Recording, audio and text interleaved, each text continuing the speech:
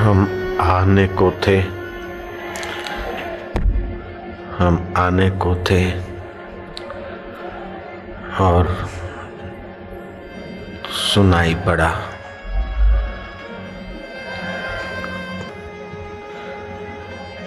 लीलाशाह बापू के चरणों में। बापू रहते थे, कैसे रहते थे, इन दो वचनों ने मेरे दिल को भाव की भरी धारा में द्रवित कर दिया। दुख का, शोक का ये आंसू नहीं, लेकिन गुरुदेव की याद आ गई। मुझे मेरे गुरुदेव की याद आ गई गहरी। 3 साल के थे, क्या क्या होता था। 10 साल की उम्र में रिद्धि सिद्धियों के खेल देखे। 22 साल की उम्र तक न जाने क्या क्या उपासना और पापड़ वेले, और उस दाता ने घर में घर दिखा दिया। उसकी याद आते ही मेरा दिल भर गया। मैं शोक से, दुख से ये आंसू नहीं बहा रहा हूं। गुरुओं की कृपा का क्या वर्णन करें। मेरे गुरु की कृपा का बयान नहीं किया जा सकता।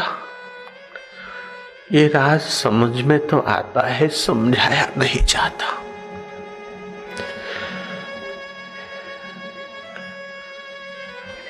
सहजोबाई को भी इसी प्रकार का गुरु प्रसाद मिला होगा, उसके साहित्य से पता चलता है। राजस्थान की सहजोबाई मानो मेरे गांव की बहन अथवा मेरी सहोदर बहन, मेरी यात्रा की बहन। सहजों के वचन भी उसी ऊंचाइयों को छू कर आते।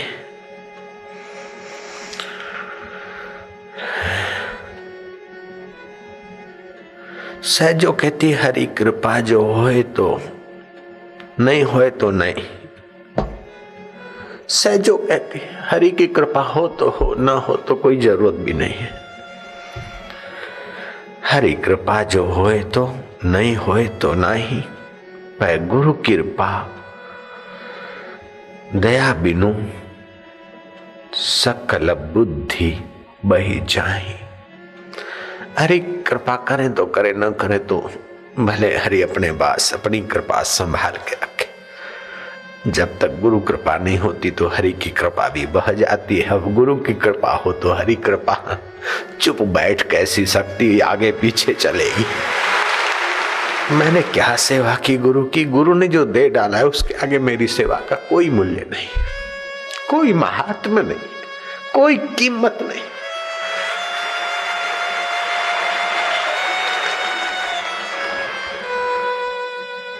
सतगुरु दाता जो देते हैं उसके आगे सेवक की सेवा तो निमित्त मात्र है, पत्रम पुष्पम है। जैसे सूर्य को दिया दिखा दिया, सूर्य को एक लोटा पानी चढ़ा दिया, आपने सूर्य को क्या दिया। ऐसे ही गुरुओं के लिए मैंने जो गुरु की सेवा की उसका मेरे नजर में कोई मूल्य नहीं, लेकिन गुरु ने जो दिया है उसका कोई माप नहीं। कैसे है ये व्यास स्वरूप गुरु। सुंदरदास जी कहते हैं सुंदर सतगुरु आप ते,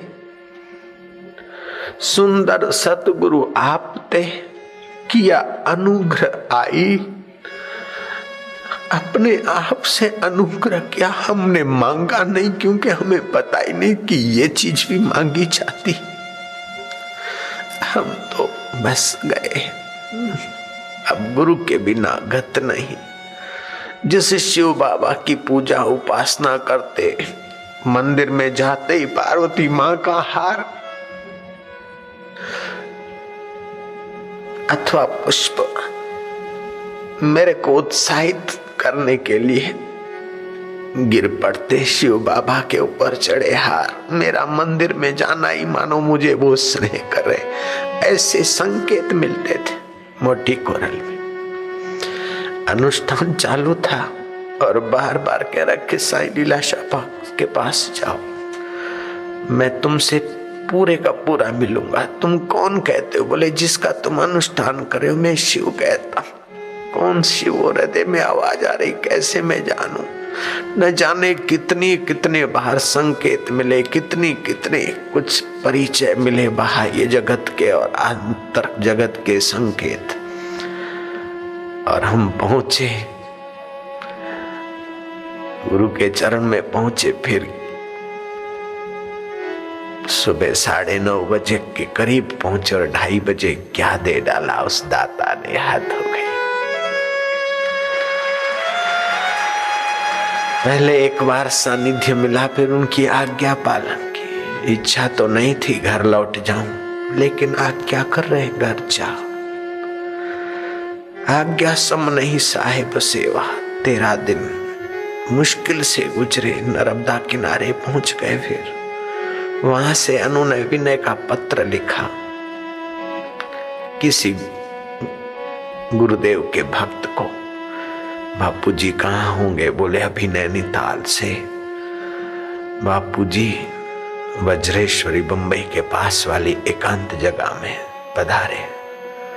40 दिन का अनुष्ठान पूरा हुआ और माँ और माँ की बहू आधम की थी। रोज लालजी महाराज भी कहते थे घर जाओ, घर में रहकर भजन करो। बाप भाई कहता है कि हफ्ता में 1 दिन दुकान पे आ जाएगा, 1 घंटा तो भी चलेगा, घर में रहकर भजन करो। मैंने लालजी महाराज को बोला तुम्हारा हमारा नाता भगवान के कारण है, तुम भगवान के रास्ते से हटाकर मुझे मोह के रास्ते भेजते हो तो आपका मेरा कोई संबंध नहीं है। तो लालजी महाराज गदगद हो गए, बोले आप में बड़ा त्याग है। मैंने क्या? मुझ में त्याग नहीं है, त्याग तो मेरे भाई में है कि परमात्मा को छोड़कर और 4 पैसे गिन गिन कर आयुष्य नष्ट कर रहा है। 1-2 मकान और 4 कोड़ियां संभाल कर जीवन दाव पर डाल रहा है, उसमें बड़ा त्याग है। मैं तो भगवान को चाहता हूं, उसमें बड़ा राग है। भाई मेरा त्यागी है, मैं रागी हूं। लालजी महाराज द्रवित हो गए, बड़ी स्नेह से उन्होंने विदा दी। पूरे गांव के लोग गदगद हो गए।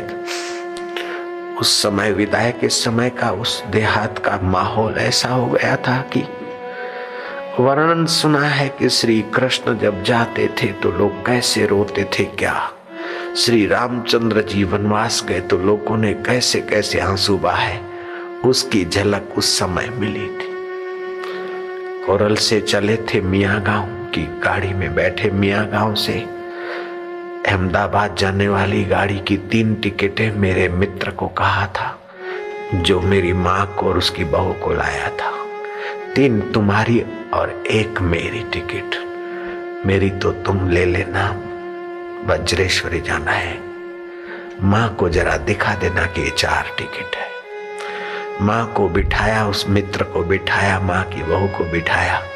चालू गाड़ी में दौड़ते दौड़ते बंबई जाने वाली गाड़ी में जब बैठे तो माँ चीखी, उसकी बहू चीखी, लोग चीखे, लेकिन हमको जो चाहिए था उधर ही जाना था। भीड़ सोच रही है, भागकर उस गाड़ी में गया, क्या चुरा गया? माँ ने बोला चुराया कुछ नहीं, मेरा बेटा है। क्या हुआ? गाड़ी दोनों क्रॉसिंग पे थे, वो उधर को चली, वो उधर को चली।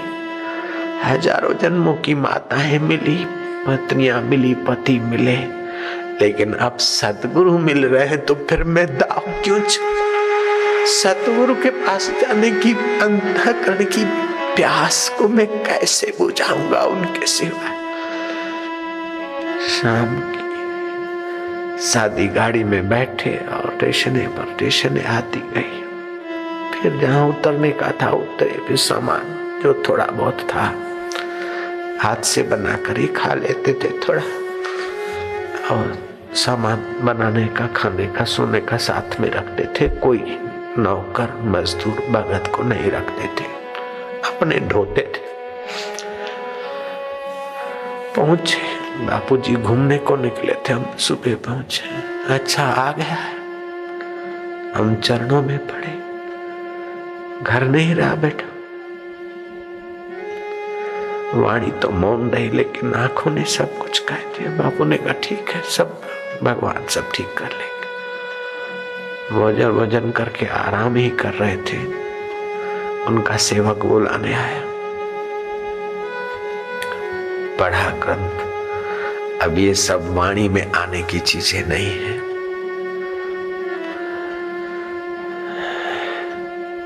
सहजोबाई कहती है, हरि कृपा जो होए तो नहीं होए तो नहीं, पर गुरु कृपा दया बिनु सकल बुद्धि बह जाए। गुरु की कृपा और दया के बिना मेरी सारी मति और सारी कल्पनाएं बह जाओ, मर जाओ।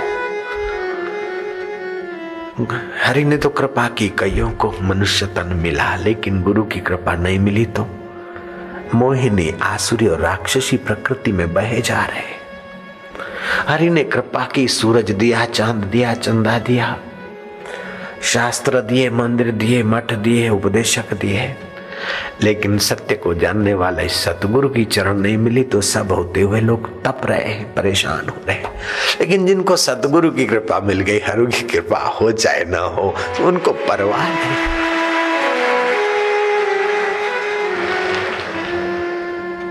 चरणदास गुरु ही के प्रताप सु मिटे जगत की व्याध।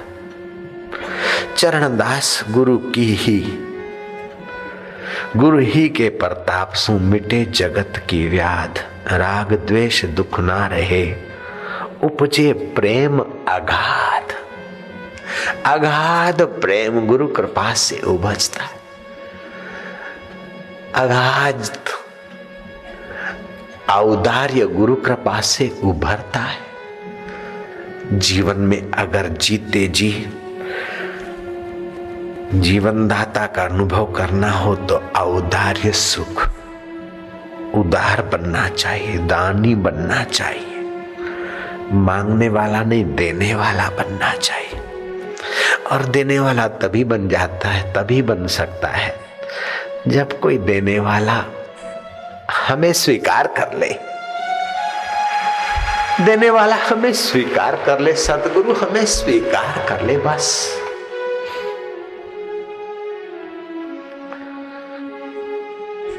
गुरु ही के प्रताप सु मिटे जगत की व्याध। राग द्वेष दुख ना रहे, उपजे प्रेम अगाध। जो उदार होता है वो प्रेमी भी होता है, जो उदार होता है वो प्रसन्न भी होता है, जो उदार होता है उसमें सामर्थ्य भी आता है, उसमें सहजता भी आती है और उसमें सद्गुण भी आते हैं।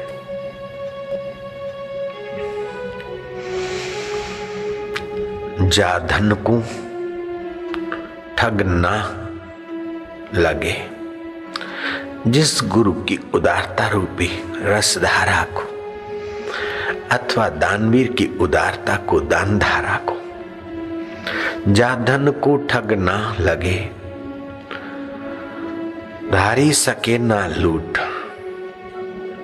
ठग नहीं सकते और लुटेरे लूट नहीं सकते। चोर चुराए सके नहीं, गांठ गिरे नहीं छूट। चरणदास जी कहते गुरु लोग वो धन देना चाहते, वो धन दे डालते, जा धन को ठग ना लगे, धारी सके ना लूट। चोर चुराई सके नहीं, गांठ गिरे नहीं छूट। न गांठ से गिर सके, न गांठ खुल सके, ऐसा धन गुरु ने दे डाला। जो सब सु गुरु कृपा करी, जो सब सु गुरु कृपा करी, दर्शन दीने मोही, रोम रोम में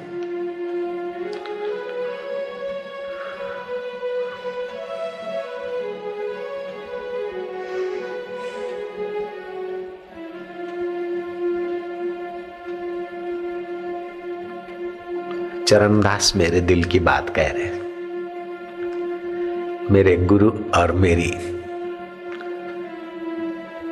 बीच की बात कह रहे हैं। इसलिए मेरा मन फिर रुक गया भाव की उस मधुर धारा में।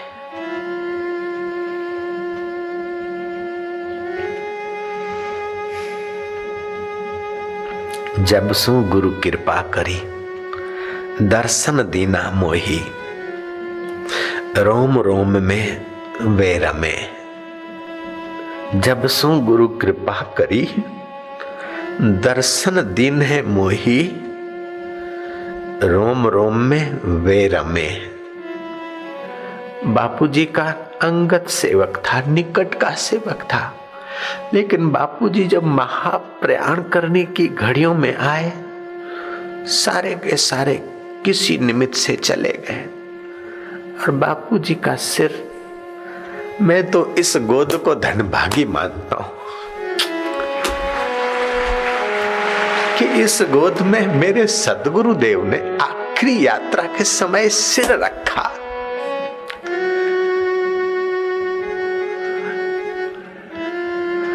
मां ने इस गोद पे सिर रखा।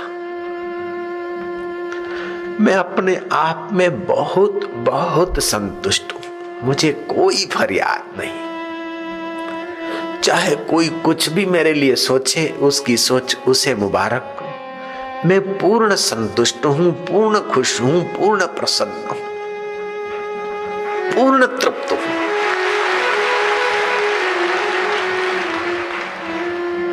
पिता ने संतोष के कई बार उद्गार निकाले और छुपे छुपे आशीर्वाद, और कहते थे। मां भी बड़ी संतुष्ट रही और सतगुरु भी संतुष्ट रहे, तभी तो महाप्रयाण यहां किया।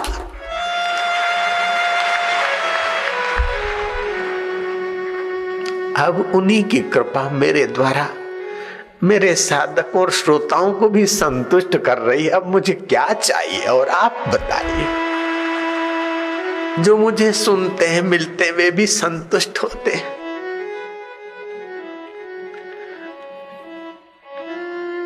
तो मुझे असंतोष किस बात का रहे, कमी किस बात की रहे। सेवक सेवा खोज लेते, ऐसे बड़भागी सेवक भी, और श्रोता सत्संग का कार्यक्रम खोज लेते, टीवियों वाले श्रोता तक पहुंचाने की सेवा खोज लेते। मैंने किसी को कभी कुछ कहा नहीं। मुझे जब उसने अपना लिया है, गुरु ने अपना लिया है, तो किसी की मेहरबानी या किसी की कृपा की जरूरत ही क्या है मुझे। मैंने तो ईश्वर को भी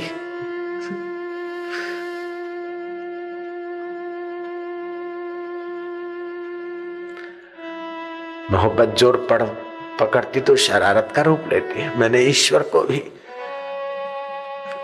शरारत के शब्द सुना दिए। सोचा मैं न कहीं जाऊंगा, यहीं बैठ के अब खाऊंगा। जिसको गरज होगी वो आएगा, सृष्टिकर्ता खुद लाएगा। सृष्टिकर्ता के लिए ऐसा बोलने की मस्ती।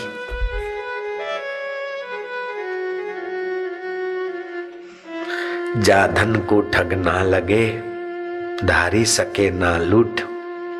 लुटेरा लूट की धारणा करे तब भी नहीं लूट सकता। चोर चुराए सके नहीं, गांठ गिरे नहीं छूट। न गांठ गिर जाए न छूट सके। जब सु गुरु कृपा करी, दर्शन दीने मोही। रोम रोम में वे रमे। अब तो उनका अनुभव और वे ही तो रम रहे। अब मेरा जीव भाव कहाँ रहा, मेरा कर्ता भाव कहाँ रहा, भोक्ता भाव कहाँ रहा, सुखी दुखी भाव कहाँ रहा। अब तो वो सच्चिदानंद स्वरूप भाव, अब तो साक्षी दृष्टा भर्ता भोक्ता अनुमंता महेश्वर भाव गुरु भाव ही रहा। रोम रोम में वे रमे, चरणदास नहीं कोई। अब चरणदास जैसा कोई जीव नहीं है, कोई व्यक्ति नहीं है। सहजो कहती है, हरि कृपा जो होए तो नाही, होए तो नाही। पर गुरु कृपा दया बिना सकल बुद्धि बही जाए। गुरु दर्शन कर सहजिया। सहजो कहती है गुरु दर्शन कर सहजिया, गुरु का कीजिए ध्यान। सहजो बाई लिखती है सहज, अपने आप को कहती सहजिया, गुरु दर्शन कर सहजिया, गुरु का कीजिए ध्यान, गुरु की सेवा कीजिए, तजिए कुल अभिमान।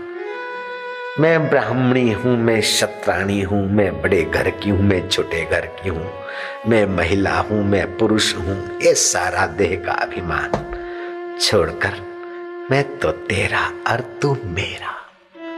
जिसके प्रति अपनत्व होता है वहां स्नेह सरकता है, स्नेह की धारा बनती है। आप ईश्वर को अपना मानिए, ईश्वर प्राप्त महापुरुष को अपना मानिए। आप ईश्वर को प्रीति पूर्वक भजिए, स्वार्थ पूर्वक तो सारी दुनिया भज रही है।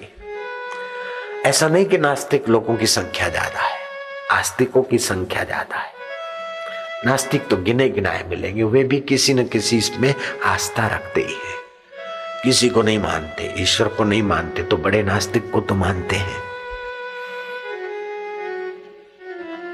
तात्विक नजर से देखा जाए तो कोई नास्तिक नहीं, किसी को नहीं मानता लेकिन अपने को तो मानता है। बोले हाँ तो तू कौन है खोज, जो खोजेगा तो अपना तो वही है जिसको आस्तिक मानते। केवल नादानी से, नासमझी से कोई अपने को नास्तिक मान ले, वरना वास्तव में कोई नास्तिक नहीं, सब आस्तिक है। सब सुख चाहते, सब आनंद चाहते, सब स्वस्थ जीवन चाहते, सुखी जीवन चाहते, सम्मानित जीवन चाहते। तो सुख, स्वास्थ्य, सम्मान तो उस सुख स्वरूप से ही तो उसकी धारा उभरती है हृदय में। तुलसीदास जी कहते हैं बंदऊ गुरुपद कंज। जो लोग सूक्ष्मता नहीं जानते वे कंज को कुंज पढ़ते हैं। पद कुंज, कुंज नहीं कंज। कंज का अर्थ क्या होता है? कमल। जैसे कमल निर्लेप होता है, रसमय होता है, मकरंदमय होता है, सुखमय होता है, निर्लेपमय होता है, ऐसे गुरु के हृदय का अनुभव गुरु जी के चरणों के द्वारा जो उसका आभा मंडल है वो कंज है, सुखद है। तुलसीदास जी कहते बंदऊ गुरुपद कंज, कृपा सिंधु नर रूप हरि। वो कृपा का सिंधु है। जैसे दरिया में कभी पानी समुद्र में सूखता नहीं, ऐसे जिनके हृदय से करुणा और कृपा कभी कम नहीं होती, ऐसे सद्गुरु के चरण कुंज, चरण कंज को मैं बंदता हूं। बंदऊ गुरुपद कंज कृपा सिंधु। कृपा का सिंधु है और नर का रूप लेकर वो ब्रह्म, हरि जो है नर का रूप लेकर प्रकट ब्रह्म मेरे सामने है।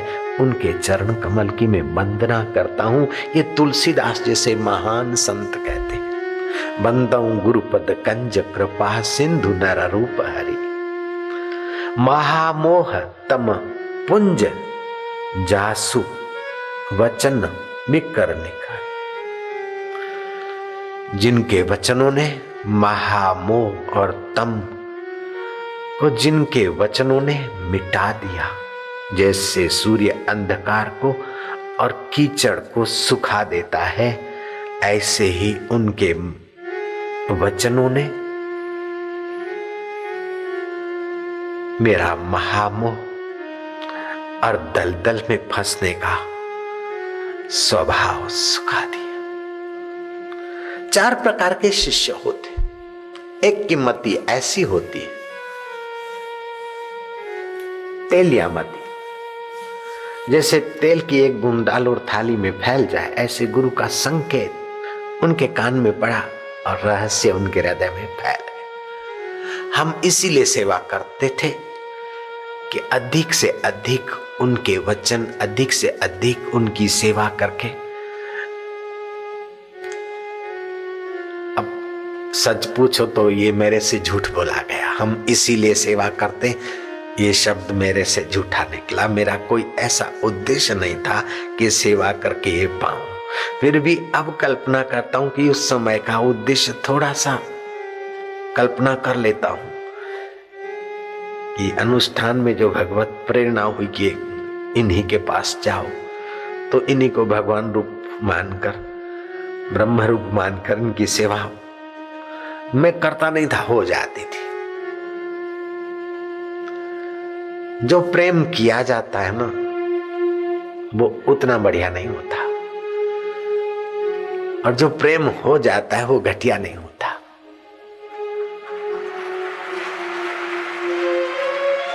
मैंने सुनाई वो कहानी, अमेरिका में क्लबों में लोग नाचते गाते, पत्नियां बदलते, पति बदलते।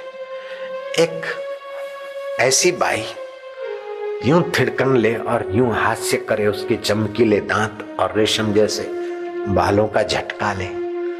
एक युवक उससे प्रेम करने लगा और क्लब में से छुट्टी वो रवाना हुई तो उसके पीछे गाड़ी लगा दी और धनाढ्य सेठ था। आई लव यू, मैं तुझे प्यार करता हूं। बातचीत हुई, डिनर भी हुई, अब लव मैरिज की तैयारी भी है, लेकिन उसने कहा चलो अब सो जाते हैं, रात हो गई है।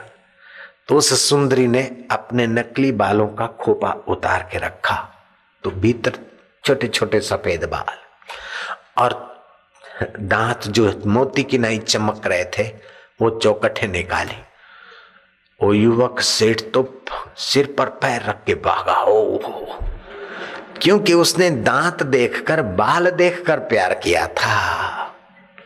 दांत और बाल का पोल खुलते ही प्यार नफरत में बदल गया। धन देखकर प्यार करते हैं निर्धन लोग, कुर्सी देखकर लोग प्यार करते हैं नेता को। ये सारा प्यार फंसने फंसाने वाला है, लेकिन जो ईश्वर के नाते सहज में होता है, तरने और तारने वाला होता है। राम जी को देखकर सुरपंखा प्यार करती है, नहीं, उसमें काम है राम के बाह्य स्वरूप पर। और जनकपुरी की माया श्री राम जी को निहार कर प्यार करती है, उनमें काम नहीं है, उनमें स्नेह है तो मोह, लेकिन वो स्नेह का रूप ले रहा है। भगवान राम का भगवती अंश के प्रभाव से उनके हृदय का सत्व अंश उभरा है, इसलिए प्रेम हो गया है, और सुरपंखा का काम अंश उभरा है, इसलिए प्रेम गंदा हो गया, नाक और कान कटाने वाला हो गया। मानो न मानो ये हकीकत है, इश्क इंसान की जरूरत है, प्रेम इंसान की जरूरत है। प्रेम निर्दोष होता है तो परमात्मामय रस लाता है। प्रेम जब धन के इर्द गिर्द मंडारता है तो लोभी बनाता है, शरीर के इर्द गिर्द मंडारता है तो अहंकारी बनाता है, दूसरे के शरीर के इर्द गिर्द मंडारता है तो कामी बनाता है। कामी, क्रोधी, लोभी, मोही। अगर ईश्वर के सिवाय की जगह पर प्रेम होता है, ईश्वर प्राप्त महापुरुष की सिवाय और जगह प्रेम होता है, तो प्रेम खतरा पैदा करता है। ईश्वर और ईश्वर प्राप्त महापुरुषों के तरफ किसी भी प्रकार प्रेम हो जाए तो देर सवेर परमात्मा स्वरूप को प्रकट करा देता है।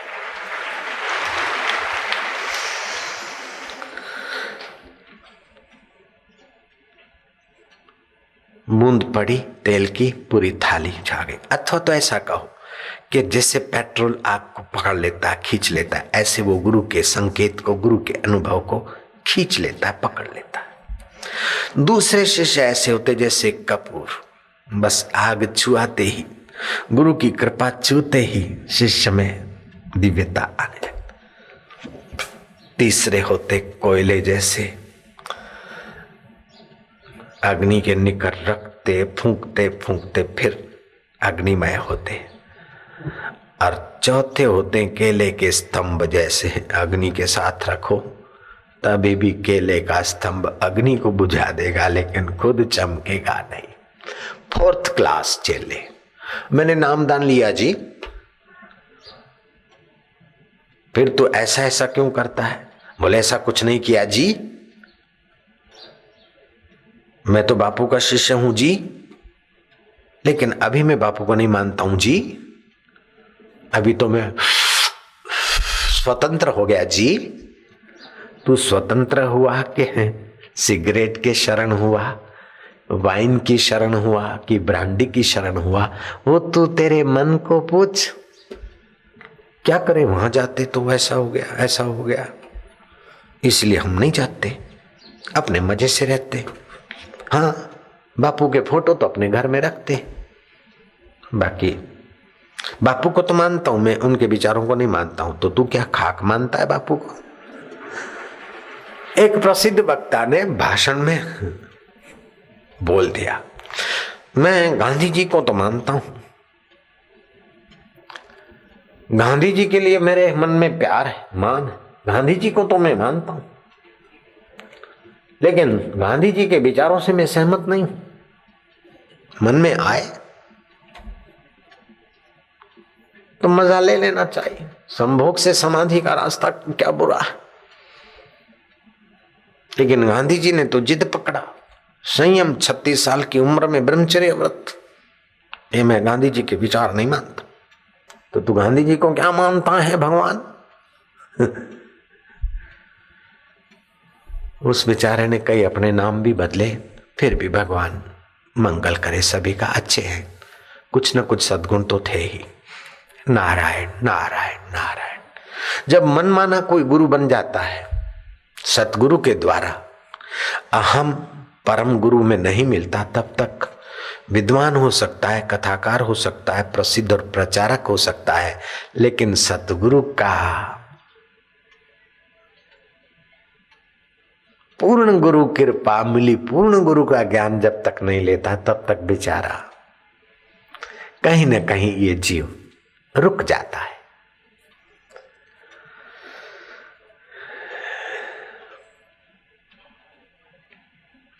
सुंदरदास एक उच्च कोटि के संत हो गए। सुंदर सतगुरु आपू ते किया अनुग्रह आही, मोह निशा में सोते हमको लिया जगाई। मोह निशा में सो रहे थे, मैं पुण्यात्मा हूं, मैं धर्मात्मा हूं, मैं पापी हूं, मैं जीव हूं, मैं दुखी हूं, मैं सुखी हूं, अपने को जानते ही नहीं थे।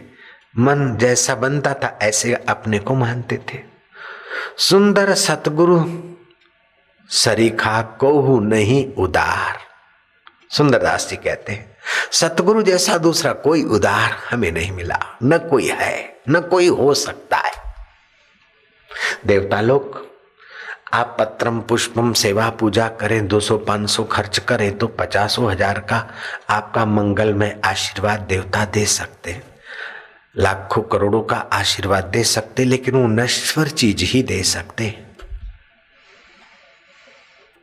अपने आप को, ब्रह्म स्वरूप को दे डालना, ये परमेश्वर और परमेश्वर प्राप्त सद्गुरु के सिवा किसी के बाप की ताकत नहीं,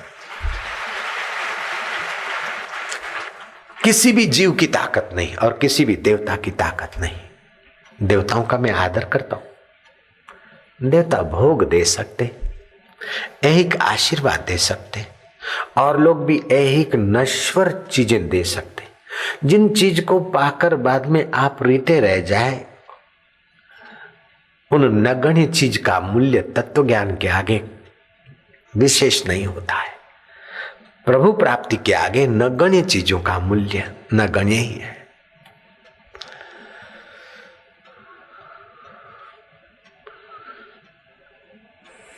सुंदर सतगुरु सरीखा कोहू नहीं उदार, ज्ञान खजाना खोलिया सदा अटूट भंडार, अखुट भंडार।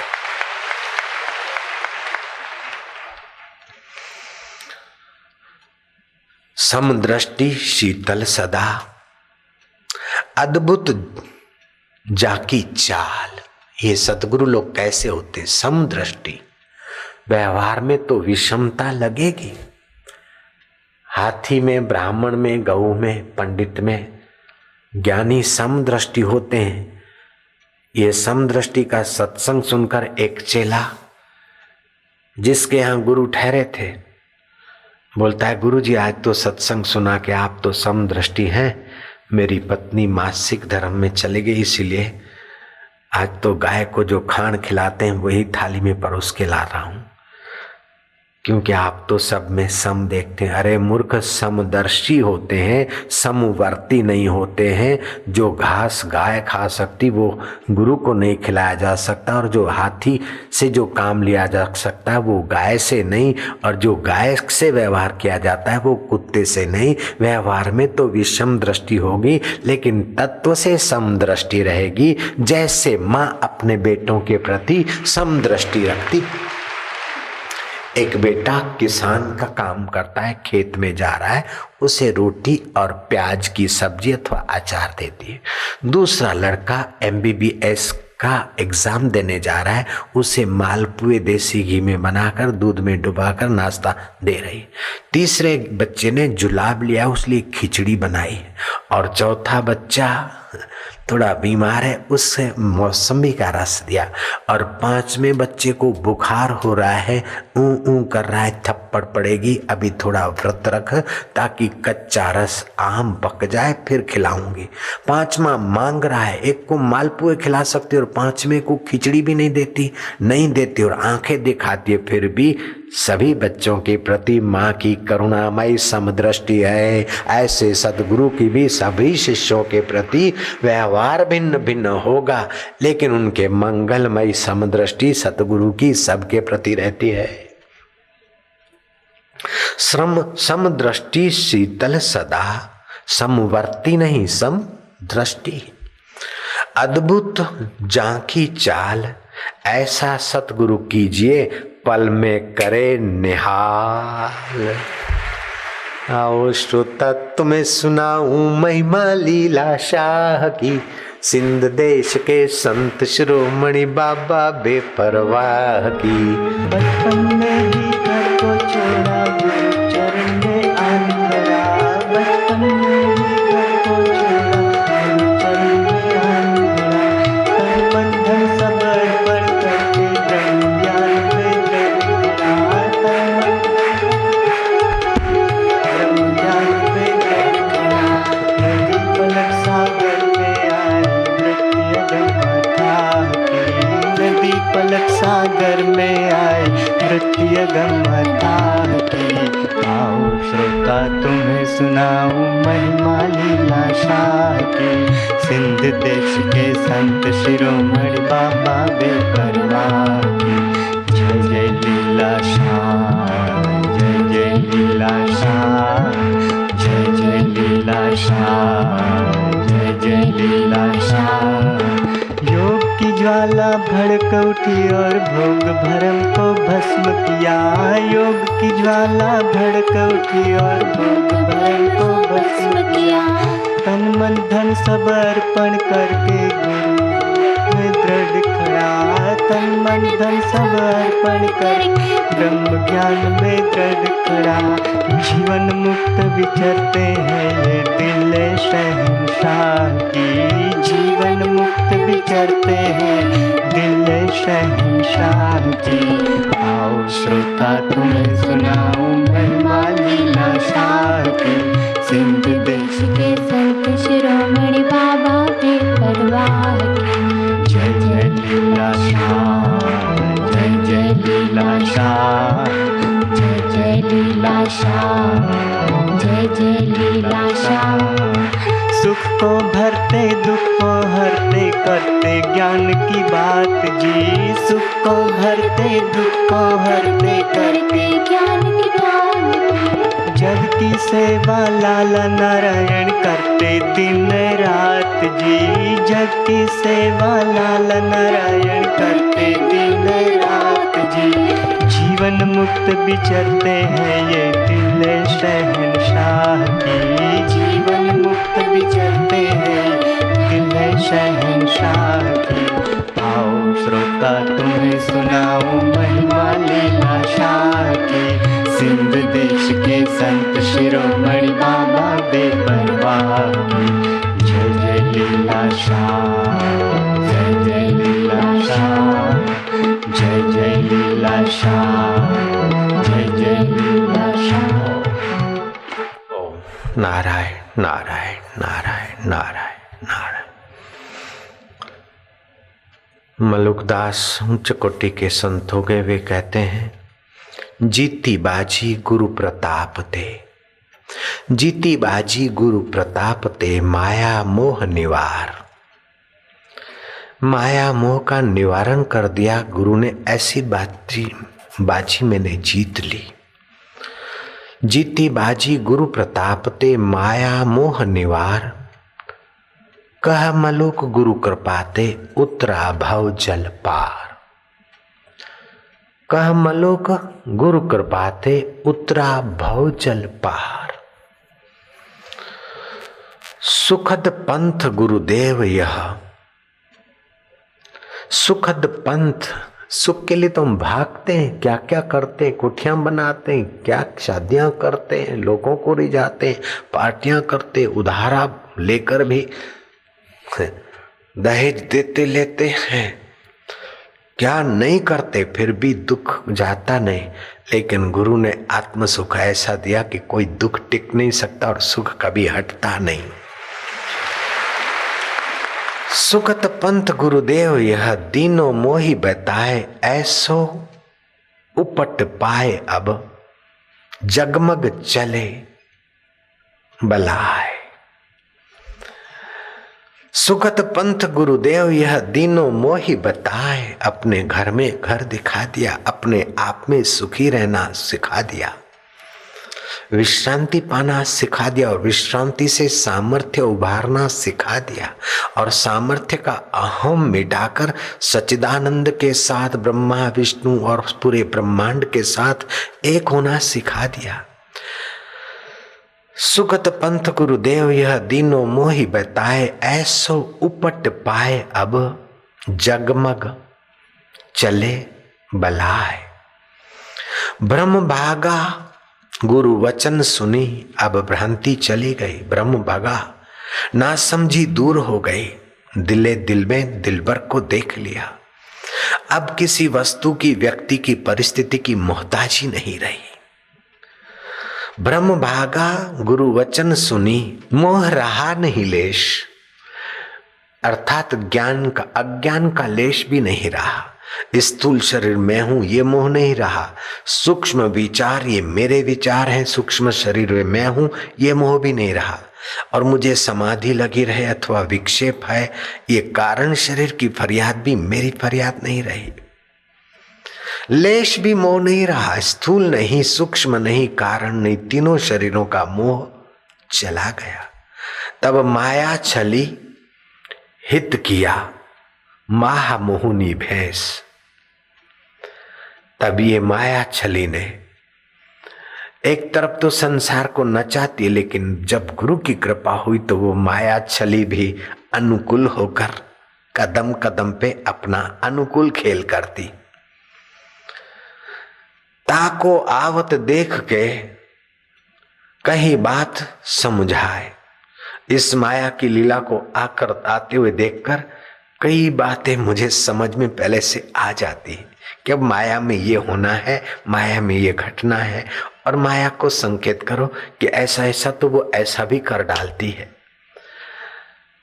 ताको आवत देख के कही बात समझाए, अब मैं आया गुरु शरण, तेरी कछु न बसाए। अब मैं गुरु की शरण हुए माया, अब तेरी दाल नहीं गलेगी। अब तू कुछ अनुकूल करके मुझे रिझा अथवा प्रतिकूल करके मुझे डरा, लेकिन अब मैं जान गया कि तू माया, जिसकी सत्ता न रहे। माँ माना नहीं, या माना जो दिखे, जो टिके नहीं और दिखे, मैं जान गया हूं। और जो दिखे नहीं और कभी न मिटे, उस अपने यार को मैं पहचान गया हूं। अब तू क्या करेगी? मैंने सुनाया था कबीर जी का किस्सा। कबीर जी का झोंपड़ा जलवा दिया वैश्या ने। क्यों? कि पास में ही कबीर जी के एक घास का झोंपड़ा, जहाँ कीर्तन भजन होता था अपना घर के साथ। लोग कीर्तन से आह्लादित होते, आनंदित होते, तो उस नर्तकी के कभी कभी ग्राहक भी कीर्तन में चले जाते और उनका मन बदल जाता। वो नर्तकी के, वैश्या के ग्राहक कबीर के भक्त बन जाते। एक बार दो धनवान आसामी आए थे नाच गान देखने और उसके घर रात रहने को। कबीर जी के यहाँ कीर्तन सुनकर वहां चले गए। ऐसा ने देखा कि अब इस बाबा का झोंपड़ा जलवा दो, ये यहां से भागे, नहीं तो मेरी ग्राहकी खत्म हो जाएगी, मेरे धंधे पर खतरा आएगा। तो अपने यार को, एक पंडा था, उसको चढ़ाकर भिड़ाकर कबीर जी का झोंपड़ा जलवा दिया। अब भक्त लोग कीर्तन करने सुबह आते, फिर धीरे धीरे रस आता तो 10 बजे या 11 और 12 तो तपने लगता। कबीर जी के चित्त में हुआ कि तप रहे हैं। अब उनके चित्त का थोड़ा सा ही संवेदन सृष्टिकर्ता से सहा नहीं गया और वहां आग के रूप में वो सच्चिदानंद प्रकट हो गए। गणिका के घर को जलाकर खाक कर दिया, पक्की कोठी जलकर खाक हो गई। समझ गई कि अकारण अग्निदेव प्रकट हुए और सब जलकर खाक हुआ, इस फकीर का ही कुछ हाथ है। कबीर के चरणों में आई और गिड़गिड़ाई कि महाराज मेरी कोठी जल गई और मेरा सामान जल गया, कोई कारण नहीं था आग का, आप ही बताओ ये क्यों जला, आप ही ने जलवाया, क्या किया? कबीर झूठ कैसे बोल सकते हैं। कबीर ने कहा देखो तेरे यार ने मेरा झोंपड़ा जलाया तो मेरे यार राम ने तेरा घर जलाया। पहल तूने की, शुरुआत तूने की, फिर मेरे यार को ऐसा लग गया। तेरे यार ने मेरा झोंपड़ा जलाया तो मेरे यार ने तेरी कोठी जलाई। पहल तूने की थी, शुरुआत तूने की थी। फिक्र न करो, भक्तों को कहता हूं थोड़े थोड़े पैसे निकाल के तेरे को भी झोंपड़ा बना देंगे। बाद में वो वैश्या नर्तकी कबीर जी की भक्त हो गई। भगवान न जाने किसको किस ढंग से अपने सच्चे सुख की तरफ बुलाना चाहता है। नर्तकी का भी हित चाहने वाले ईश्वर ने कैसी लीला की कि नर्तकी अपना जीवन तबाह न करे, बर्बाद न करे। आपके घर में, कुटुंब में, खानदान में कहीं कलह, कहीं विघ्न, कहीं बाधा आए तो समझ लेना कि हमें इस मोह जाल से दूर करने के लिए भगवान कुछ न कुछ खेल खिला रहे, क्योंकि भगवान हम सबके परम सुहृद हैं, परम हितैषी। हम भाई के गिड़गिड़ाने से थोड़ा बहुत दुकान पे आते जाते थे। हमारी बेटी बेटों की शादी नहीं तो नहीं होगी, तुम नहीं करोगे तो एक बार शादी कर लो, फिर जैसे रहना हो रहना, सारे उन्होंने वचन दिए। तो फिर शादी तो हो गई, रहते थे अपने मर्जी के अनुसार साधन भजन। फिर भी दुकान पे आते तो वहां मोह माया के वातावरण में एक बार कोई ऐसी घटना घटी कि कुछ व्यापारी फंसे और उन व्यापारियों ने कहा कि आंसू मलया जो बोलेगा ना अपना रास्ता निकलेगा। तो मेरे पास आए भाई जो बिजनेस धंधा करते थे, वही धंधे वाले किसी कारण कहीं फंसे थे। तो मैंने उनको थोड़ा सा कहा कि तुम ऐसा ऐसा करोगे तो मेरे दुकान पर काम करने वाले रिश्तेदार ने कहा कि तुम तो भगत आदमी, लेकिन उनको तुमने अभी भी उनको तो रास्ता बता दिया ना, जो ठगी में पकड़े गए तो छूटने का। आखिर तो मैं क्या, बस ये उसी की कृपा है, संकेत। अच्छा है जरा गद्दी पे बैठो। दुकान की गद्दी पे उसको बिठाकर मैं तब से चला तो आज तक एक सेकंड भी उस जगह को देखा नहीं मैंने। मेरे यहाँ काम करने वाले के द्वारा ही उसने कहलवा दिया कि आखिर तुमने भी तो इस वातावरण में यही कहा, ठगी में पकड़े हैं और वो ठगी से पकड़े गए, छूट जाए, ऐसा ऐसा तुमने भी बताया। तो इसी का नाम तो माया है। उसने लंबा तो नहीं कहा, लेकिन अंदर से इसी का नाम तो माया है, संग का दोष है। चल मेरे भैया। फिर तो कहीं कहीं घूमे, क्या क्या पापड़ वेले, और जब सतगुरु मिल गए तो फिर कभी बयान नहीं कर सकते, ऐसा कुछ हो गया। और ये उन्हीं की कृपा का विस्तार है। तो हम चाहते हैं कि आप मेरे गुरुदेव की प्रसादी को खूब खूब ले रहे और उसका खूब खूब आदर करना, बचाना। वशिष्ठ महाराज को जिस बात का खटका था, मुझे भी उसी बात का खटका अधिक लगता है। वशिष्ठ जी कहते हैं, राम जी, एक ब्राह्मण चिंतामणि की इच्छा से खदान को खोदने गया, सहज में उसे चिंतामणि मिली। जो सहज में मिली, विधि विधान आडंबर सिवाय मिली, सहज में मिली हुई चिंतामणि को साधारण समझकर उस मूर्ख ने कदर नहीं की। फिर कई खदानों में उसने मजदूरी की और एक चमकीला पत्थर मिला। वो अभागा, मेहनत के बाद पत्थर मिला तो उसको चिंतामणि समझकर घर लौटाया, लेकिन वो पत्थर क्या देगा। ऐसे ही हमारा सत्संग और साधन सहज में चिंतामणि की नाई है, लेकिन हम सहज में देते हैं। मंत्र दीक्षा दे दी, कोई रुपया पैसा चीज वस्तु न लाओ, कोई विशेष विधि विधान की जरूरत नहीं, आ जा ले जा, ध्यान योग शिविर में आ जा ले जा, सत्संग में आ जा ले जा। ये मामला हमारा भी ऐसा है, इसलिए हम हाथ जोड़कर आपको कहते हैं, जैसे वशिष्ठ जी राम जी को कहते हैं, ऐसे हम आपको कहते हैं कि एक अमूल्य निधि है, अमूल्य खजाना है। हम जो आपको बताते हैं वो आप मनमानी 12-12 साल की 4 साधनाएं करें, तब भी वहां आपकी गति नहीं हो सकती, जहां हमारे गुरुदेव के प्रसाद से आपकी गति की रीत हम आपको बता देते हैं हंसते खेलते। और केवल बताते नहीं, ध्यान योग शिविर में हम उस रास्ते आपको ले भी चलते हैं, और केवल ले ही नहीं चलते हैं, उस रास्ते का स्वाद भी आपके मन को लगवा देते हैं। और फिर उस स्वाद से रंगा आपका मन जब पूजा के रूम में बैठता है, विधिवत बैठेगा, तो आप एक आसन लगा लेंगे, जिस आसन में जरूरत पड़े तो आप लेट सकें। अगर आपके शरीर का तनाव है तो वो जीवनी शक्ति अपने आप आपको लेटाएगी। अगर किसी शरीर में थकान है अंग में, तो वहां करवटें लें।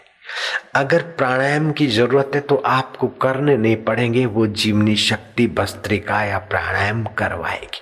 आपको तो नियम के 10 प्राणायाम करने, बाद में अगर जरूरत पड़ी तो जो आसन आपको जरूरत है, आपने देखा सुना नहीं, वो आसन आपका अपने आप होगा।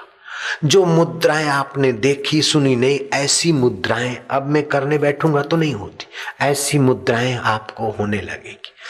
और जिस रोग की दवा बनी है चाहे नहीं बनी, उस रोग को मिटाने के लिए आपकी जीवनी शक्ति वहां स्पंदन भेजेगी और अपनी हथेली रगड़ रगड़ के उस रोग को निकालने की आपको अटकल आ जाएगी।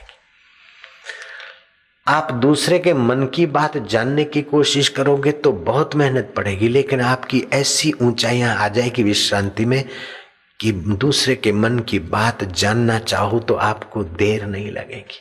लेकिन उस झंझट में आप पढ़ना मत। आप तो ईश्वर को प्रीति करते और साधना के रास्ते पे चलना, इसमें बहुत कुछ आकर्षणीय शक्तियां आती, बहुत कुछ मिलता है। आप इसका महत्व नहीं समझते, क्योंकि मुफ्त में यहाँ बट जाता है। शिविरों में मुफ्त में मिलता है। जितने लोगों को बटा है, मिला है, उसमें से 1% समझो, लाख लोगों तक बटा है तो 1000 लोग, और 50 लाख लोगों तक मैंने बांटा है तो 50,000 आदमी भी अगर उस यात्रा पे चल पड़े तो देखते देखते हिंदुस्तान का तो क्या, पूरे विश्व का नक्शा मैं बदल सकता हूं। यूं मेरे पास गुरु का वो खजाना है, पूरी दुनिया का नक्शा बदल सकते। पूरी मानवता आज इन 3 तनावों से तनी जा रही है, शारीरिक तनाव, मानसिक तनाव, भावनात्मक तनाव। ईश्वर को न पाओ तो न पाओ, साक्षात्कार न करो तो न करो, लेकिन 1 लाख आदमी पर जो गुरु प्रसाद बरसाता हूं, उसमें से 1 आदमी तो निकल के आ जाओ। और फिर आप लग जाओ थोड़े दिन, जैसे गुरु कृपा मिली, फिर मैंने उस कृपा रूपी चिंगारी को फूंकते फूंकते ज्वाला उत्पन्न की और अंधकार मिट गया। 7 साल में लग गया। एक योगी से मैंने पूछा कि आत्मरस पाया हुआ महापुरुष 1 मिनट में हजारों आदमी को परमात्मा की झलक दे सकता है, ये मेरे समझ में नहीं आ रहा है, और संत वचन झूठे नहीं होते हैं। तो उसने कहा बैठो, और उसने मेरे को करके दिखाया। फिर उनकी सम्मति से मैं 40 दिन के लिए बंद हो गया, और 37वें दिन ये सारी शक्तियां सिद्धियां सारी मेरे आगे प्रकट हो गया, मेरा अंतःकरण। और 40वें दिन जब मैं बाहर निकला तो मैंने उसका प्रयोग किया। तो उस पहले प्रयोग में वो शंकर विलास होटल का मालिक आया था, शिवलाल डीसा का था, छोटी सी होटल। उस पर किया तो शिवलाल का मन बदल गया और ईश्वर की तरफ लगा। अभी आश्रम में है शंकर भाई, और दूसरे जिन भाइयों पर हो गया उनका जीवन बदल गया। थोड़ा बहुत जीवन बदला, लेकिन जीवन दाता तक की यात्रा 1% भी कोई कर ले, सतयुग आएगा नहीं, सतयुग अभी हो जाएगा, अब भी हो जाएगा। और जो शिविर के दिनों में ध्यान के नियमों का पालन करते हुए बाहर का चाट पकोड़े या खाना आदि ठांसते नहीं है, खान पान सात्विक हो और पेट हल्का हो, आधा तो खुराक से पेट भरे, चौथाई पानी से और चौथाई खाली रखे। घर में भी रहे तो ऐसा, लेकिन खा खा के ठांस ठांस के आते, अथवा 2-3 दिन ठीक ठाक रहते, वहां सुनते सुनते फिर वही चाट पकोड़े ये व्यंजन। तो जो मिला है उसको बढ़ाते नहीं, धीरे धीरे बैटरी डाउन करते, फिर ध्यान योग शिविर में आते, थोड़ा फिर मिलता है 5-25 दिन, 5-25 सप्ताह मजे में रहते, बोले फिर शिविर की याद आती। नहीं, ध्यान योग शिविर में जो मिलता है उसको फिर अकेले में जाकर बढ़ा दो, फिर देखो आपका तो मंगल ही मंगल। आप बोलेंगे और जिसके कान को आपकी वाणी छुएगी न, उनका भी मंगल होने लगेगा, और जिन पर आपकी निगाह पड़ेगी उनका भी मंगलमय पुण्य उभरेगा। हे राम जी, ब्रह्मवेताओं को तो प्रणाम है, लेकिन ब्रह्मवेताओं की दृष्टि जिन पर पड़ती है उनको भी मेरा प्रणाम है। ब्रह्मज्ञानी की दृष्टि अमृत वर्षी, गुरुवाणी कहती। ब्रह्मज्ञानी अनाथों का नाथ, ब्रह्मज्ञानी का सब ऊपर हाथ, ब्रह्मज्ञानी को खोजे महेश्वर। ऐसा गुरु मुझे मिला तो फिर मैं आपको क्या बताऊं, उसकी याद आते मेरा दिल द्रवित हो जाए तो क्या बड़ी बात। ब्रह्मज्ञानी को खोजे महेश्वर। एक बार मैंने गुरुजी से भी ढिठाई की थी। गुरुजी बोलते पढ़, मैं पढ़ता, 1-2 आदमी होते वहां खास, जो 2-5 होते वही उन्हीं को आज्ञा, बिना आज्ञा के कोई वहां जाता तो गुरुजी नहीं ठहरने देते थे। तो एक बार आ गया मौका, सुखमनी पढ़ने लगा, तो मैंने गुरुजी को कहा कि ये यहाँ लिखा है ब्रह्मज्ञानी को खोजे महेश्वर, ब्रह्मज्ञानी आप परमेश्वर, तो महेश्वर को ब्रह्मज्ञानी मिले कि नहीं मिले। तो गुरुजी मेरी समझ गए मजाक को, बोले तो चुप रहे, पढ़ पढ़। फिर पढ़ते पढ़ते फिर मैंने बोला सही इतना बता दो ना उनको ब्रह्मज्ञानी मिले कि नहीं, नहीं तो मैं अभी बता दूं उनको उनको बता दूं ब्रह्मज्ञानी कहाँ रह रहे हैं। अरे बोले तुम पढ़। तो कभी कभी तो ऐसी सहजता हो जाती थी, वो भाई वो दिन अलग थे। अब तो सब सामाजिक लोगों से मिलना होता है, शहनशाह से मिलते थे तो वो दिन ही अलग थे। अब उन्हीं की कोटि का कोई संत का पता चल जाता है तो मैं उनसे मित्रता कर लेता हूं। हरिद्वार में घाट वाले बाबा रहते थे, और हमारी ऐसी जमी दोस्ती कि वो 70 साल के, हम 30 साल के, और उनकी दाढ़ी में हाथ घुमाते, और वो मेरे को गुरुजी बोले, मैं उनको गुरु बोल। उनके भक्त दंग रह जाते हैं, और उनके भक्तों को, उनके भक्त आते हैं, बोले स्वामी जी आपके लिए क्या लाऊं। बोले हमारे गुरुजी से पूछो।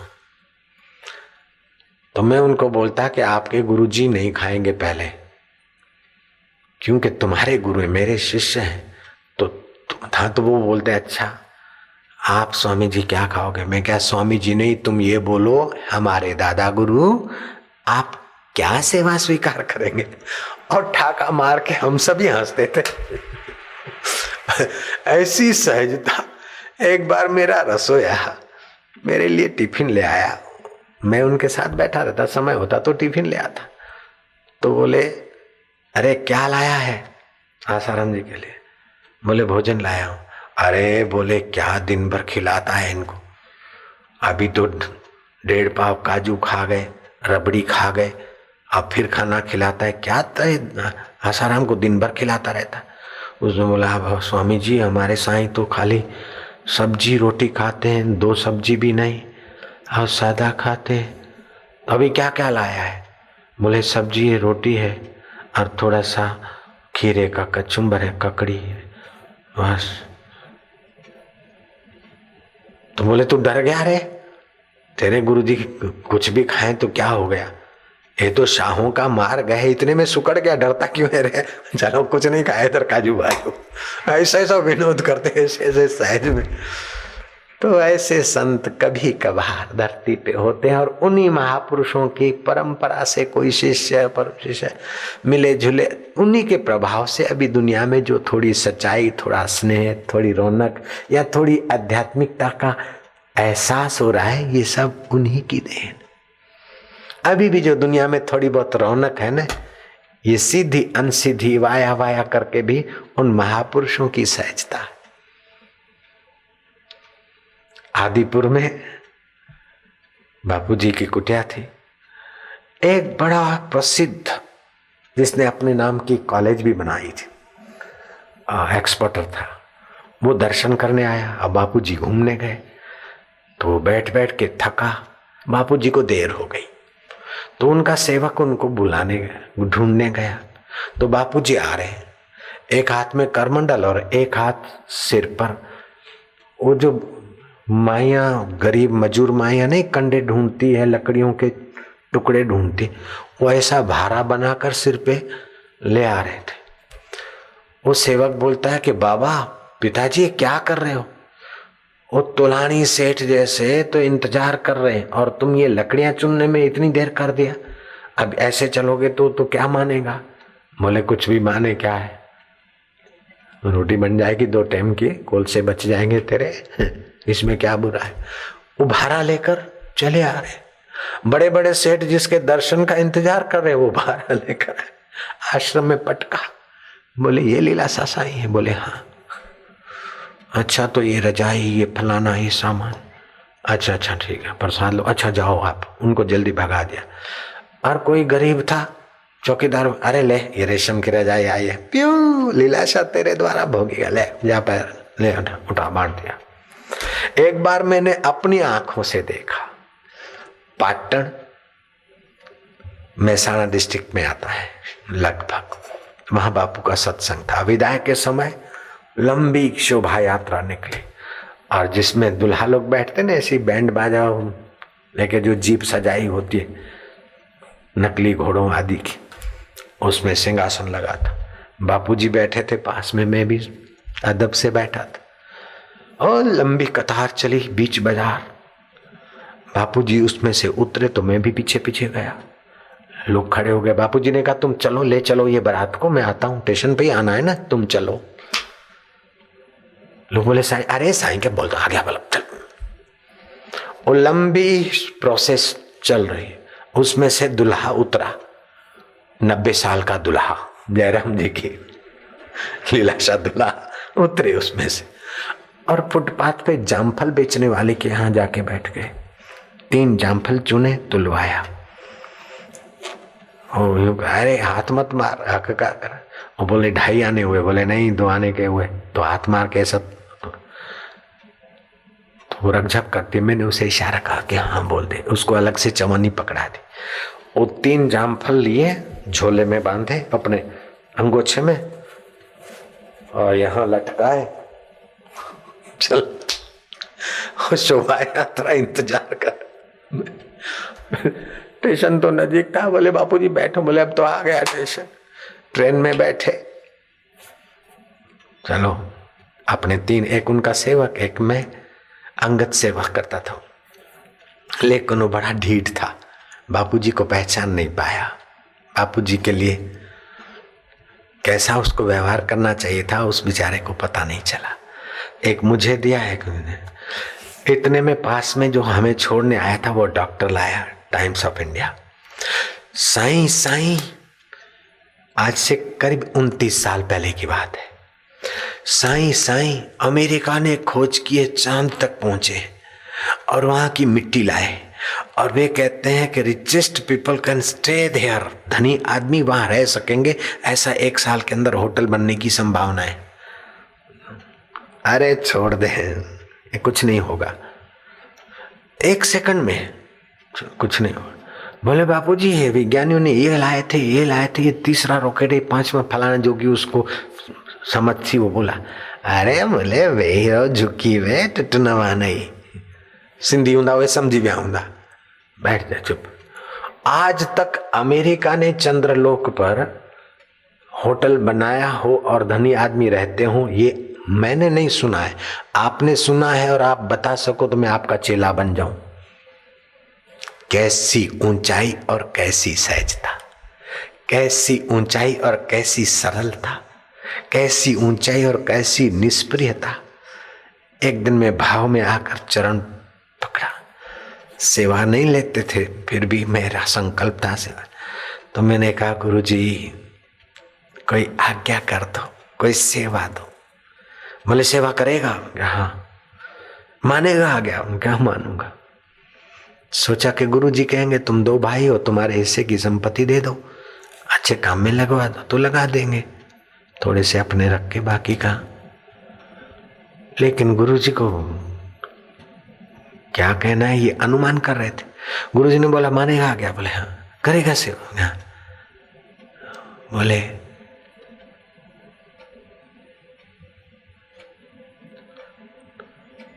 करेगा? हाँ। तुम जीवन मुक्त बन जा, ब्रह्म ज्ञानी, और दूसरे को बढ़ा, बस यही सेवा है। मैं क्या हद कर दी। तो बन जा, जीवन मुक्त हो जा, मस्त बन जा, और दूसरों को बढ़ा। दूसरों को बढ़ा, ये 2 उनके शब्द हैं। और दूसरे अपने आप बन रहे हैं, अपने आप भागे भागे लोग आ रहे हैं, मस्त बनने के लिए अपने आप आ रहे हैं। उनका संकल्प कैसा।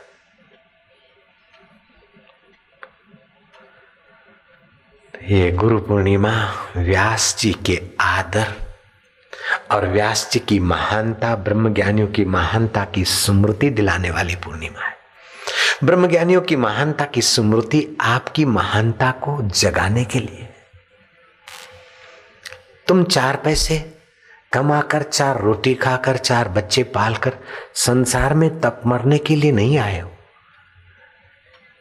भोजन छाजन नीर की चिंता करे सो मूढ़, ये तो मूढ़ मन की पहचान है। भोजन छाजन की चिंता में खप मरे। तुम तो चिंतन करो, ये चीजें तो तुम्हारे पीछे पाले हुए कुत्ते की नहीं चली आए। तुम्हारे अंदर ऐसा परमेश्वरीय तत्व है, ऐसा परमेश्वरीय माधुर्य है, ऐसा परमेश्वरीय ज्ञान है, और उसी ज्ञान को पाने वाली मति है, श्रद्धा है। फिर तुम जगत का चिंतन अधिक करके अपने को घाटे में मत डालो। जगत की बातें अधिक सोचकर कहकर अपनी शक्तियों का आरास मत करो। आप विश्रांति लो। उस सोहम की उपासना की पद्धति प्रयोग कराए जाएंगे। आप विश्रांति लो, सामर्थ्य उभरेगा। विश्रांति लो, निश्चिंतता लो। तुलसी भरोसे राम के, निश्चिंत होई सोए, अनहोनी होनी नहीं, होनी होई सो होए। अपने तरफ से पूरा प्रयत्न करो, लेकिन चिंता के समय तुलसीदास के वचन सामने धर दो मन के, निश्चिंत होकर भगवत प्रसाद भी पाओ। आज जो बताया था श्वासोश्वास की, इसमें पहले शरीर की विश्रांति हो, शरीर का तनाव मिटना चाहिए। आप ध्यान भजन में हो, थके लगो तो लेट जाओ, शरीर को खींचो, खूब खींचो, फिर थोड़ा ढीला छोड़ो और मेरे स्वास्थ्य के कण बढ़ रहे, ऐसी भावना करो। 5-7 मिनट में आपका शारीरिक तनाव कम हो जाए। फिर आप अजपा की यात्रा करो। श्वास गया, देखा, आया, देखा, उसमें मंत्र मिला दिया। फिर 2-5 मिनट ऐसा करने के बाद फिर श्वास गया, उतने में आपने 5 गिने, और श्वास आया, उतने में आपने 5 गिने, हो मन एकाग्र होने लगेगा। एकाग्र मन सफलता की कुंजियां लाएगा। एकाग्र मन प्रसन्नता की पवित्र धारा लाएगा। एकाग्र मन आकर्षणी शक्ति उभारेगा। मन का कुछ क्षणों के लिए एकाग्रता का प्रसाद मिलेगा। आप फिर वो बढ़ाते जाओ। पहले आप 5 मिनट से साधना शुरू करो, 7 मिनट, 10 मिनट, ऐसे करते करते 45 मिनट की साधना करो। सुबह, दोपहर, शाम। फिर सुबह की साधना बढ़ाते बढ़ाते 2 घंटे की करो। 6 महीने के अंदर तो आपका दीदार करने वाले को भी लाभ होने लगे। आप ऐसे खजाने के मालिक बन पाओगे। चाहे किसी जाति को, किसी मजहब के हो, किसी मत पंथ के हो, चाहे मेरे को मानते हो या मेरी निंदा करते हो, मुझे कोई फर्क नहीं पड़ता। आपका भला हो जाएगा, पक्की बात। आप चाहे मेरे हरीफ हो, फिर भी हम आपकी सेवा में हाजिर हैं। ये प्रयोग करो। जहां आपको रुकावट है, हम ईमानदारी से आपको बता देंगे कि भाई अब यहां चलो। चाहे आप मेरे हरीफ हो, चाहे मेरे को देखकर आपको डर लगता है कि हमारा धर्मांतर का काम खतरे में पड़ेगा, नहीं, हम आपके लिए कोई खतरा नहीं करते। हम तो हिंदुस्तानियों को सावधान करते हैं और आपको भी सावधान करते हैं। आप भी खतरे से पार आ जाओ। दूसरों को दगा करके, धर्मांतर करा के दूसरे के देश को हड़पना, ये आपके लिए खतरा है। सब अपनी अपनी जगह पर उन्नत हो जाएं, शरीर स्वस्थ रहे, मन प्रसन्न रहे, बुद्धि में बुद्धिदाता का प्रकाश रहे। चाहे आप किसी भी देश में रहो, किसी भी जाति में, सबका मंगल हम चाहते हैं। मेरे गुरुदेव की उदारता और करुणा मुझे याद आती। गुरुदेव सुबह घूमकर, नैनीताल के जंगल में जो कुटिया थी, घूमकर आए, जहां बैठते थे रोज और फिर थोड़ा सत्संग करते थे, सार बातों का। तो वहां बिच्छू नाम का पौधा था। उसको अगर जाने अनजाने छू लेने तो बिच्छू काटे उतनी पीड़ा होती है। उसकी लोग सब्जी भी बनाते हैं, वायुनाशक होता है वो, पालक की जैसा बनाई जाती है। तो बिच्छू था, तो बिच्छू को जड़ से हमने उखाड़ के फेंका। तो जहां फेंका तो गुरुजी आते देख गए। तो गुरुजी ने मेरे को डांटा कि क्या किया। मैं कहा साईं, वो बिच्छू का पौधा था और आप यहीं बैठते, तो कभी आपको लग न जाए, इसलिए मैंने उसे उखाड़ के फेंका। अरे मुझे पता है, मैं संभल के बैठता हूँ, उस बेचारे को क्यों तकलीफ दी। वो भी तो जीवन जी रहा था, गलती किया, उठा दूसरी जगह लगा दे। ओहो, काटने वाला बिच्छू का पौधा, उसके लिए भी जिसके हृदय में प्यार है, उसका मैं शिष्य होने का सौभाग्य, तो मैं दूसरों के लिए नफरत कैसे रख सकता हूँ। मुझे उनका ये व्यवहार इतना अच्छा लगा कि मुझे याद रह गया। कई बार मैंने कथाओं में कहा कि नहीं प्रेम जी, कई बार कहा। तो मैं किसी मजहब के, किसी रिलीजियस के, किसी व्यक्ति के लिए अपने दिल में नफरत क्यों रखूंगा, अपना दिल खराब क्यों करूंगा। लेकिन जिस देश का हम अन्न खाते हैं, जिस संस्कृति में हमारा जन्म हुआ है, जिस संस्कृति ने हमको ईश्वर से मिलाया है, उस संस्कृति की महिमा गाना भी तो हमारा कर्तव्य है, हमारा स्वभाव है। उस संस्कृति के प्रति कोई हनुमान जी को, कोई राम जी को, कृष्ण जी को, नानक जी को नीचा दिखाए, ग्रंथ को नीचा दिखाए, तो उसको सुनाना भी तो मेरा कर्तव्य है। जयराम जी की अजी नानक जी ने ऐसा क्यों बोल दिया, अजी ऐसा क्यों कर दिया। तो नानक जी पर दोषारोपण करके आप हिंदुओं को, सिखों को लड़ाने का षड्यंत्र कर रहे हो। तो मुझे बोलना पड़ेगा कि नानक जी के हृदय में तो राम जी के लिए प्यार है। संगी साथी चल गए सारे, कोई न निभियो साथ, कह नानक एह विपत में टेक एक रघुनाथ। ये भी तो सुन लो। राम गयो रावण गयो ताको बहु परिवार, ऐसा नानक जी ने कहा। नानक की गद्दी पे जो बैठे उन्होंने कहा, तो नानक जी ने कहा, मान लो। तो हमारे देश के संतों के प्रति कोई कुछ कह दे और मैं चुप रह जाऊं, ये मेरे बस की बात नहीं। हमारी संस्कृति के लिए कोई अनाप शनाप बकले और मैं चुप रह जाऊं, मेरे बस की बात नहीं। और हमारे साधकों को कहीं हानि होती और मैं देखते रह जाऊं, मेरा हृदय स्वीकार नहीं करता। सोहम की साधना बहुत सूक्ष्म है। मंत्र दीक्षा लिया, ध्यान योग शिविर में आओगे, वो चित्ती शक्ति जगेगी, फिर साधना का स्वाद मन को मिल जाएगा। आप खाली नियमित बैठा करो समय निकाल के, साधना अपने आप होगी। जो किया जाता है उसमें भूल भी हो सकती है और थकान भी, लेकिन जो अपने आप ईश्वर करवाते हैं उसमें न भूल है न थकान है। आप ही तो तीनों थकान मिटेगी, मानसिक थकान मिटेगी, तनाव मिटेगा, शारीरिक तनाव मिटेगा, भावनात्मक तनाव मिटेगा, और बहुत बहुत अब उसका क्या करूं, कोई जागतिक दृष्टांत नहीं मिलता, इतना खजाना है आपके अंदर। जब मिला आत्म हीरा, जग हो गया सवा कसीरा। पूरा जगत सवा कसीरा, ऐसा है परमात्मा हीरा, और वो सबके पास है। कबीर जी ने कहा, सुन्या सकना कोई नहीं, सबके भीतर लाल, मूर्ख ग्रंथि खोले नहीं। कर्मी भयो कंगाल, कर्मी अपने बाहर के कर्मों में ही संसार में खप जाता है, अंदर के खजाने से कंगाल रह जाता है। तो इस गुरु पूनम का संदेश है कि आप अंदर के खजाने को पाने के लिए और इस गुरु की निधि को साधारण न समझे, इसका मूल्य समझे। इस चिंगारी को ज्वाला के रूप में प्रकट करने के लिए साधन भजन में लगे। मौसम बदला, व्यास पूर्णिमा, आषाढ़ी पूर्णिमा को घूमते फिरते साधु भी एक जगह रहकर अनुष्ठान करते हैं और व्यास जी के प्रसाद को पचाते और समाज को बांटते। इस व्यास पूर्णिमा के महोत्सव के निमित्त साधकों का और संतों का मिलन होता है।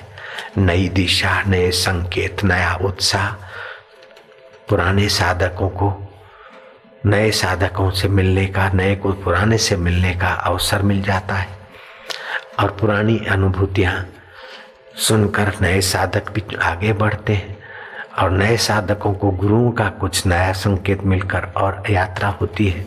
जैसे बनिया लोग दिवाली में नफा नुकसान और जांगड़ पड़ी हुई चीज, न चलने वाली चीज, कम चलने वाली चीज और अधिक चलने वाली चीज का हिसाब किताब लगाते, ऐसे ही साधना के विषय में, विचारों के विषय में, संयम के विषय में परस्पर विचार चर्चाएं होती थी।